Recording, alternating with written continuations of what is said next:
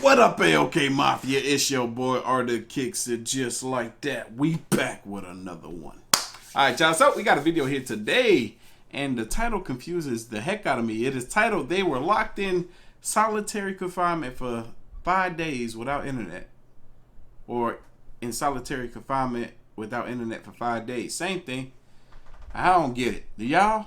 Can you make sense of it? I can't. So I guess we're going to have to watch to find out. Y'all boys and girls ready? I'm ready. Let's go. Hello everyone. The human brain is full of mysteries and hidden potential. Scientists have been studying it I want to see this movie. for hundreds of years, and they probably won't be able to unveil all its secrets, but we know for a fact that the brain is responsible for our feelings, our reactions, our emotions, and our thoughts, which can often be unpredictable. Today, we're going to show you some very interesting social experiments, which will tell us a little more about the peculiarities of our brains. Speaking of social experience, what? I had a brain fart. Social experiments. I've been watching this show on Netflix called 100 Humans. I highly suggest you guys check it out. They're constantly just running social and fun and funny experiments on 100 human beings in every episode. It's pretty cool. Let's get it on. 5 days in isolation. How often do we find ourselves alone in today's world? Well, basically never. When we're not around people, we have our phones and computers. We watch TV shows. We keep scrolling down the newsfeed on social media. If you give me a couple of good books, I'll be fine. I just need 2 books. Just 2. I can get through them in 5 days. We follow the lives of our favourite bloggers, and all in all, we are almost never alone with our thoughts, except maybe before going to bed. So, a UK channel decided to set up an interesting social experiment. The idea of the show was that 5 volunteers had to spend 5 days in solitary confinement. They could bring only 3 non-electronic personal items with them. Plus, of course, there was enough food. You can only bring 3. All right, so we got enough food and clothes in there, so you can change clothes out every day. That's awesome. What would you bring? I'm bringing 1 book. I am bringing 1 book. And lotion and napkins. It is widely known that solitary confinement is particularly feared by prisoners. As a rule, it's punishment for those who've been particularly nasty. Psychologists have long proven the negative effect that such measures have on people's health, but it seems that it's I miss Paul Walker. especially harmful for modern people because we've completely forgotten how to cope with loneliness. And the results of the study confirmed it. Only 3 out of 5 reached the final. One of the participants, Wow! 5 people, only 3 out of 5 reached the final, so 2 of them couldn't take it. 28-year-old Charmaine, wanted to prove that she How old is she? Hold on. reached the final. One of the participants, 28-year-old Charmaine, wanted to prove that she wasn't high maintenance. Unfortunately, she failed and managed to stay alone for only 4 hours out of 120. What? No. You telling me this chick only lasted 4 hours?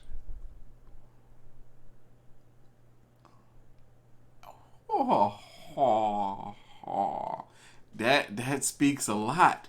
That speaks a lot to the human need for other people. We actually need people. But in the reality that we exist, where most of us are walking through life with the options of being around people all the time. Like it's almost not even an option, it's just a thing. So many of us get it wrong. Especially in relationships.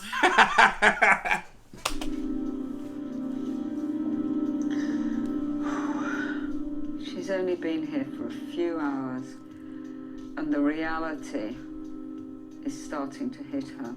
Oh my gosh, she was ready to press the buzzer. Oh my.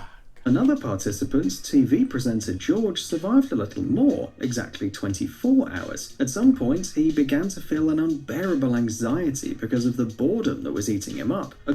This is interesting. Even the host was only able to last 24 hours. Like, It make me want to do it, man. They make me want to do it. It would be very difficult. I mean, give me a book. Give me a book. I'll get lost in the book for hours. I would just hate. Look, if you got food and clothes in there for me, I'll bring 3 books.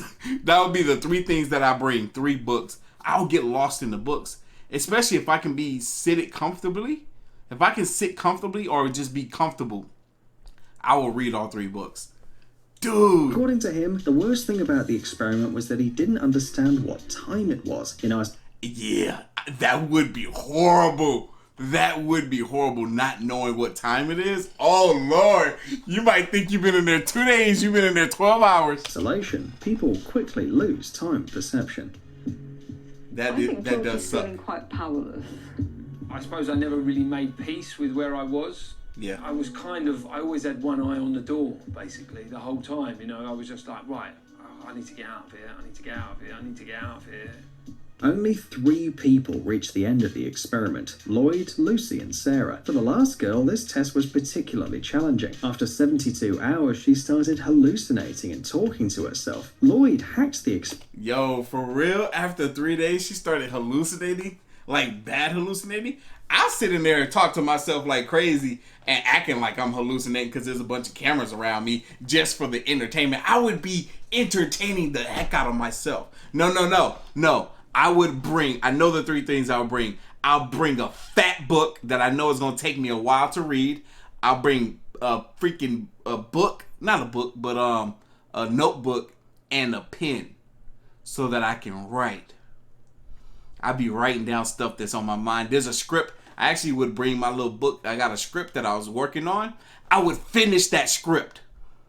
I started back in 2015. It's a movie script. I would finish that movie script. Y'all, they should have invited me to do this Experiment though, using an interesting tactic. It better be $100,000 grand prize at the end for me though. All right, so what did he do? See, man, they got cameras, so you can't rub one out. In talking to herself, Lloyd hacked the experiment though, using an interesting tactic. He started talking to the cameras. At least it made him feel like he was talking to someone. But the best experiment was Lucy. She drew in order to kill time. So we'd say that art is the best way to find peace with yourself. Nice, smart.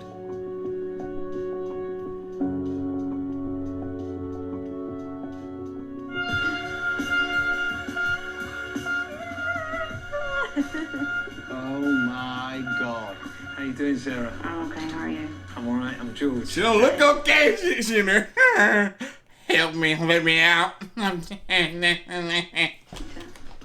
Positive thinking. That's awesome. You've probably heard the theory that thoughts are material at least once. Someone believes it sincerely, others consider it an anti-scientific nonsense. Well, perhaps this experiment will change someone's mind. 2 people took part in this experiment, a girl who'd never played basketball in her life, and a guy who was very good at it. Here was the first part of the experiment. First, the girl tried to make 10 regular throws from the penalty line. She failed to score anything at all.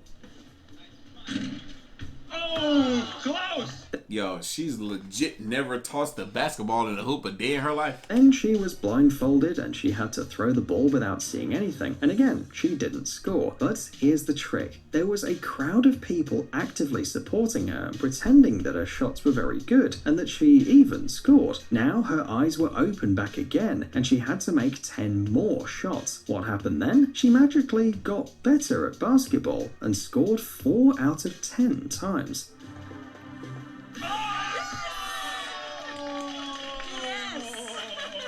Well, maybe. Interesting. I love experiments like this. They lied to this woman.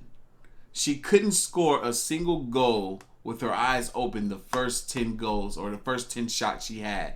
Put a blindfold over her and made her think she scored when she didn't, and then took that blindfold off and she was able to score.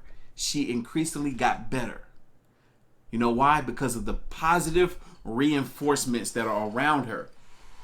I made a video about a year ago talking about insecurities, and I made a video recently talking about men insecurities in regards to dating attractive women, and then people said, hey, can you make a video on men insecurities just in general? And I did a year ago. So I reposted that video for people to see, and in that video I said, to find confidence, you don't look within. Confidence is not within you. If it was within you, you wouldn't have any issues.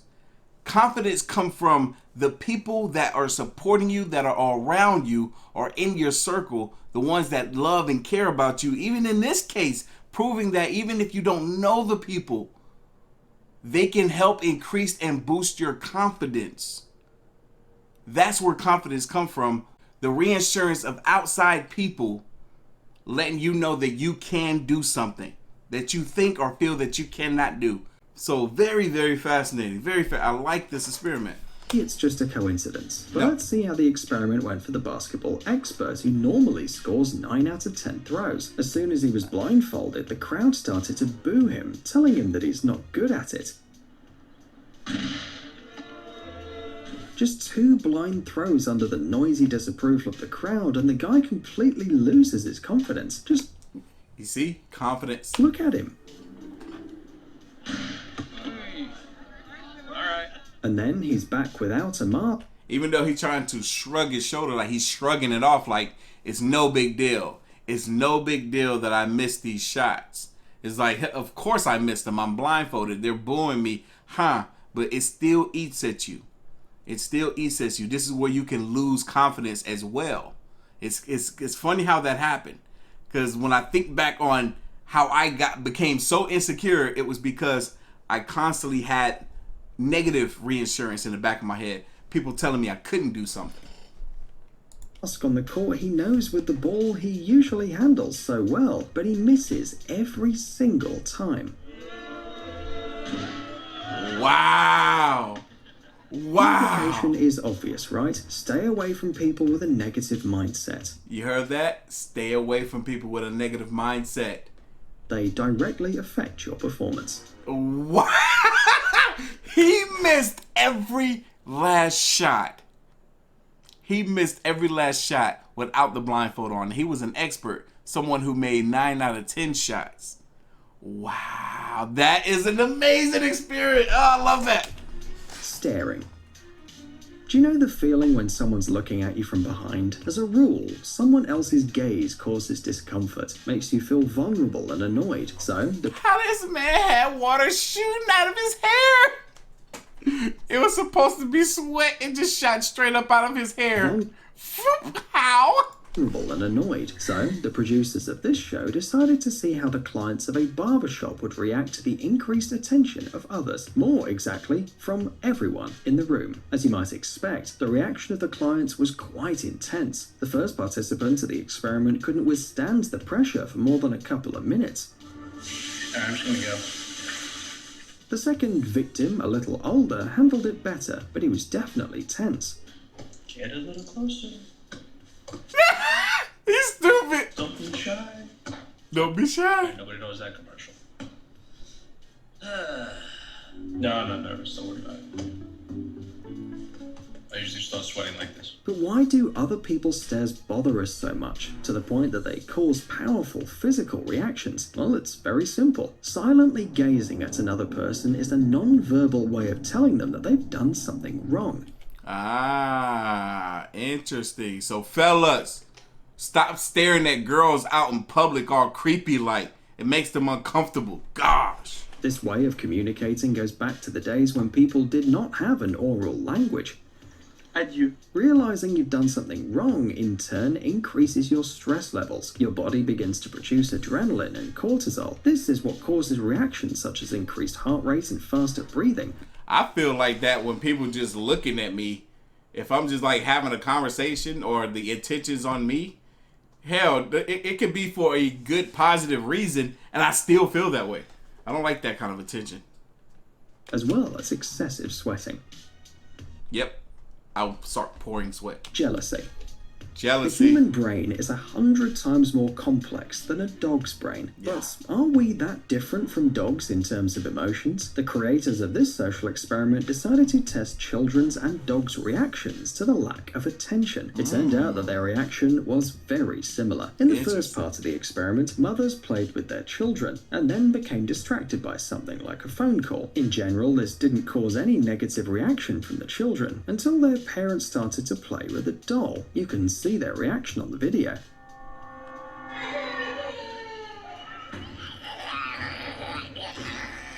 Look at the baby. The children He's like, no. not only started to cry uncontrollably, Yo, why that baby look like a grown man? but were also aggressive against their inanimate rivals. The second part of the experiment was similar to the first one, only instead of children, it involved dogs. And instead of a doll, there was a huge toy dog. And what do you think?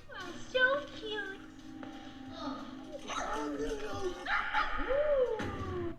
Dogs get jealous too. The dog's reaction was no different from those of humans. Uncontrollable jealousy. Who knows how many emotions similar to our own these creatures have? Fascinating. Does price matter? Of course, people tend to like expensive things because they What the freak is that? reflect their social status. This is true. In today's world, money means so much that sometimes it doesn't let us think straight, and this experiment is proof of that. People are offered two different cakes, and they have to say which one is better. One costs $15 and the other one $55. Volunteers agree to help the supposedly amateur pastry shop owners and thoroughly comment on the taste of each cake. First, the cheap one. It's a little dry. What are you thinking? I know, I'd be kind of disappointed if this is my birthday cake. Well, no one was thrilled with the $15 cake. Everyone found some flaws in it. And now let's see what they think about the dessert that's almost 4 times more expensive. I bet they're the exact same, but people perception like, oh my god, this tastes so much better. It's delicious. Delicious? Yeah. This is the fancy one. Much better. This is Much better? really good, dear. The participants claimed that there was much more cream in the expensive cake. It was fluffier and overall tasted better. But not everything was that simple. As you've already guessed, these two cakes are absolutely identical. They have the same amount of ingredients, and they were cooked in the same oven. But the tasters continue to insist that the second cake was cooked differently. But how can they be so sure? Of course, it's because of the price. Unfortunately, our brain can easily be tricked. It makes us believe that the bakers of the more expensive cake Think about that. The brain can easily be tricked. You ever wonder if people that are master manipulators and narcissists and hell, even people that commit certain type of crimes amongst people, they study just how easy it is to manipulate someone's mind or way of thinking.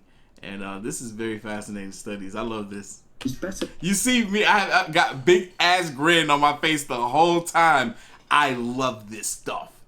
A book I highly suggest you guys check out by one of my favorite authors, Dan Ariely, is called Predictably Irrational. They basically ran all these type of social experiments on people, but in regards to how we experience life, I highly suggest y'all check it out. Predictably Irrational, Dan Ariely. I believe I have it linked down in the description box of all my videos.